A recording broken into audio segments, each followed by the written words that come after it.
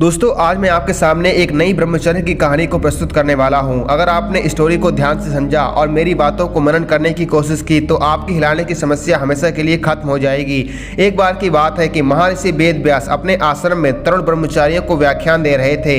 इस व्याख्यान के दौरान वे बता रहे थे कि तरुण ब्रह्मचारियों को स्त्रियों से हमेशा सावधान और सतर्क होना चाहिए, क्योंकि काम का आवेग बहुत शक्तिशाली होता है, अतः किसी भी ब्रह्मचारी के शिकार हो जाने का खतरा है। यह सुनकर वहां उपस्थित ब्रह्मचारियों में से एक तरुण ब्रह्मचारी खड़ा हुआ और बोला, गुरुजी आपका कथन गलत है। मुझे कोई स्त्री अपनी ओर आकर्षित नहीं कर सकती। मैं पूर्ण ब्रह्मचारी हूँ। वेद व्यास जी बोले, जैमिनी तुम्हें जल्द ही अनुभव हो जाएगा। मैं अभी कुछ दिनों के लिए बाहर जा रहा हूँ। मैं 3 महीने में लौटूंगा। सावधान रहना और अहंकार में आकर अपनी अति प्रशंसा मत करना।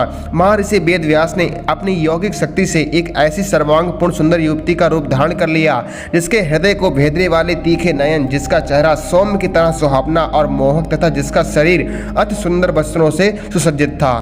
रात्रि का समय था। अकस्मात बादल इकट्ठे हो गए, बिजली कड़कने लगी, वर्षा होने लगी। जैमिनी ऋषि जो कुटिया में रात्रि के समय वहां विश्राम कर रहे थे, वह सुंदर युवती रात्रि के समय जैमिनी ऋषि की कुटिया के पास पहुंची और कहने लगी, द्वार खोलिए, द्वार खोलिए। जैमिनी ने कहा, कौन है? वह युवती बोली, मैं एक अबला हूँ, रास्ता भटक गई हूँ। रात भयानक है, भयानक वर्षा हो रही है, जाड़े का समय है, गाँव में जा नहीं सकती। आपसे निवेदन है कि आप मुझे अपनी कुटिया में आश्रय दे दीजिए। जैमिनी ऋषि ने अंदर से कहा, नहीं नहीं नहीं, मैं कुटिया नहीं खोलूंगा। यहाँ स्त्री को रोकना मना है। बोली, मैं स्त्री नहीं हूँ, मैं तो एक अबला हूँ। आप कैसे साधु हैं, कैसे ऋषि हैं? एक अबला पर आपको तरस नहीं आ रहा? जैमिनी को दया आ गई और उन्होंने जैसे ही दरवाजा खोला, उस युवती का शरीर भीगा हुआ था। भीगे अंग और ज्यादा आकर्षक हो जाया करते हैं। ऊपर से नीचे तक बिजली की चमक में जैमिनी ऋषि ने जैसे ही उस युवती के अंग देखे, वैसे ही आंखों से उस युवती का रूप उनके अंदर आ गया। जैमिनी बोले, ठीक है, आप इस कुटिया में लेट जाइए और अंदर से किवाड़े बंद कर लीजिएगा। कोई भी किवाड़ खटराए आपको किवाड़े नहीं खोलना है और सूर्योदय होते ही आपको यहाँ से चले जाना है। और सुनो, कोई अगर आकर ये भी कहे कि मैं जैमिनी ऋषि बोल रहा हूँ, आपको फिर भी किवाड़े नहीं खोलना है। जैमिनी ऋषि दूसरी कुटिया में आ गए। लेटे हुए नींद नहीं आ रही। उस युवती के भीगे अंग बार बार उनके मन में घूमने लगे। ध्यायतो विषयान पुंसा संगत्यस बजायते संगात संजायते कामा कामात क्रोधो विजायते। आंखों में काम प्रवेश कर गया और काम का चिंतन मनुष्य का जाना पतन करता है। बार बार वही अंग, उसका स्वरूप ध्यान में आने लगा। कपकपाता उसका शरीर ध्यान में आने लगा। करवट बदलने लगे। कामुकता बढ़ गई। कैसे युवती से मिले, उठे और बैठे।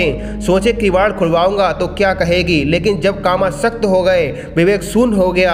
दरवाजा खटखटाने लगे और बोले, देवी द्वार खोलो। युवती बोली, द्वार नहीं खोलूंगी, जैमिनी ऋषि मना कर गए हैं। बोले, मैं स्वयं जैमिनी ऋषि बोल रहा हूँ, द्वार खोलो। वो ये भी कहे गए हैं कि कोई आकर ये भी कहे कि मैं जैमिनी ऋषि बोल रहा हूँ, फिर भी आपको द्वार नहीं खोलना है, मैं नहीं खोलूंगी। अब सिर पर काम का आवेग इतना सवार हो गया कि ऊपर चढ़े, छप्पर तोड़ा और अंदर कूद गए। जैमिनी ऋषि ने युवती से कहा, मैं आपसे विवाह करना चाहता हूँ। युवती ने कहा, मुझसे विवाह करने के लिए आपको मेरी एक शर्त माननी होगी। जो मुझे अपनी पीठ पर बिठाकर 3 चक्कर लगाए घोड़ा बनकर, उसी के साथ में विवाह कर सकती हूँ। जैमिनी ऋषि ने शर्त स्वीकार की। घोड़ा बने, युवती पीठ पर बैठ गई। पहला चक्कर लगा, दूसरा चक्कर लगा। जैसे ही तीसरा चक्कर लगभग पूरा हुआ और ज्यादा पागलपन जैमिनी के ऊपर छा गया और तीसरा चक्कर पूरा होते ही जैसे युवती पीठ से उतरी, वैसे ही जैमिनी ऋषि आंख बंद करके आलिंगन करने को जैसे ही आगे बढ़े तो देखा दाढ़ी वाले ब्यासी खड़े हुए हैं और बोले, ओ प्रिय जैमिनी, कहाँ है तुम्हारा पूर्ण ब्रह्मचर्य? क्या तुम अब भी पूर्ण ब्रह्मचर्य में स्थित हो? क्या कहा था तुमने जब मैं व्याख्यान दे रहा था? जैमिनी ने शर्म से अपना सर झुका लिया और बोला, गुरुजी, मुझसे बहुत बड़ी गलती हो गई, कृपया करके मुझे क्षमा कर दीजिए। यह दृष्टांत हमें बताता है कि जब एक महान इंसान माया के प्रभाव से चला जा सकता है तो हम क्या चीज है। इसीलिए एक ब्रह्मचारी को कभी भी अहंकार नहीं करना चाहिए, अपनी प्रशंसा नहीं करनी चाहिए, क्योंकि अहंकार भगवान का भोजन है। भगवान किसी का अहंकार रहने नहीं देते, उसे नष्ट कर देते हैं। जब उनकी इच्छा हो जाती है, जग छूट जाता है, बड़े बड़ों का घमंड टूट जाता है। इसीलिए एक ब्रह्मचारी को हमेशा सावधान रहना चाहिए। ये अहंकार ना करें कि मैंने महीनों से हस्तक्रिया नहीं की, अब मैं जितेंद्रिय हूँ, काम मेरा कुछ नहीं बिगाड़ सकता, बल्कि भगवान को समर्पित करते हुए उन्हीं को अपना समझकर ब्रह्मचर्य का पालन करना चाहिए। अहंकार में आकर अपनी इंद्रियों पर कभी भी विश्वास नहीं करना चाहिए। इसीलिए सावधान रहे। सफल इंसान वो ही होता है जो अपनी काबिलियत का 100% देता है और अपना 100% वही दे पाता है जो वीर बचाता है। इसीलिए वीर नाश ना करें। दोस्तों अगर आपको ये वीडियो पसंद आया हो तो लाइक से जरूर करना। मन में कोई सवाल हो तो कमेंट करें और अपने इस चैनल को सब्सक्राइब करना ना भूलें। ओम नमः शिवाय, जय श्री राम।